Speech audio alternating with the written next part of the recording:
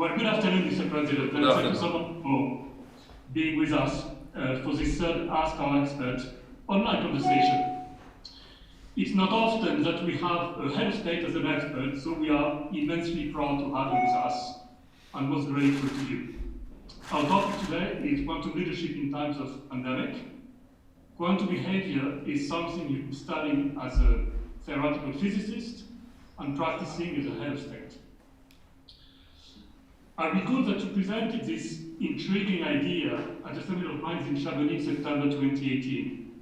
It was picked up by John Thornhill, the innovation editor of the Financial Times, who was also in Chamonix. He immediately wrote an article about it, and then the expression became viral. By quantum politics, you meant that the classical world of post-Newtonian physics, linear, predictable, even deterministic to some extent, had come to an end and was being replaced by the quantum world, highly uncertain and interconnected, incredibly complex, and also changing depending on the position of the observer. What has changed clearly is the world, that this world is much more interconnected, much more interlinked, much more fast. And this is my observation or observation of some other people as well. Classical ways of development of this world, and specifically the classical behavior of global risks, has changed, and it has more and more the form of quantum behavior. The world has changed, and pandemic is something that will probably accelerate this transition from classical world to the quantum world.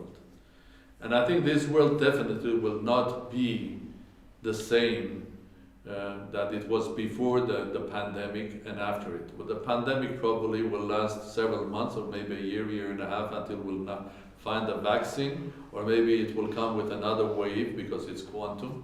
Nobody can guarantee that it will not restart in China, although they are quite shown at quite an organization. But the world will be different. So it's the time for us to start learning that the world is changing, and in order to fight pandemic or the financial crisis or any other risk of this world, we have to start changing the way we live.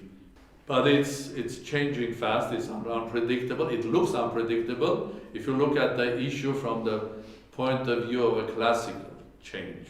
But if you start thinking about this world as a quantum world, then you'll find logical ways of explaining things, predicting them, of course with a specific probability. This is a changing world. It's going to change much more faster than we even imagine.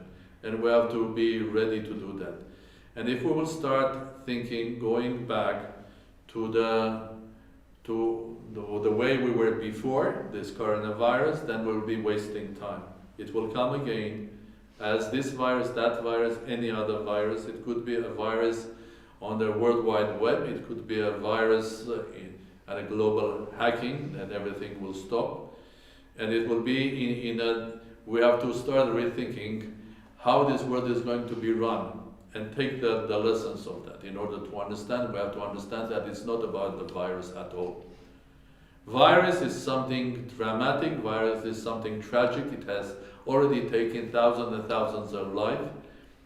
Virus is something that any government, including my government, has to fight today, but the conclusion is that if we are only focusing as a virus and as just an accident that has happened now, it will never come back, then we are mistaken.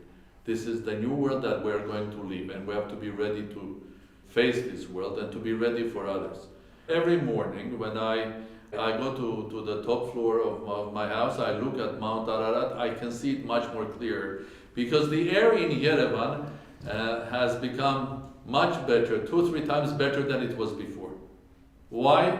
People don't drive cars, they are mostly sitting at home, or even they drive when it's the necessity there.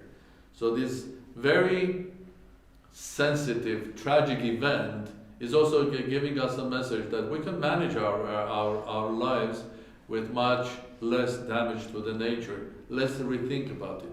So the message of this tragedy to us humans is that why don't we think about resetting ourselves? Because if we don't do it, the world is changing, everything is going to change. Do you want to call it a new world, faster world, whatever name you will give it to this new world, it's not going to be the same as it was before. Not before the coronavirus, but before, let's say, 30, 40 years. So we better recognize that we're living in a new world.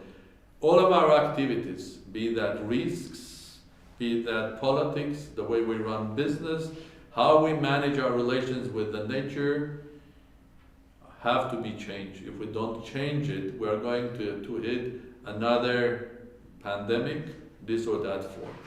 So the message is clear. We have to think it properly and really.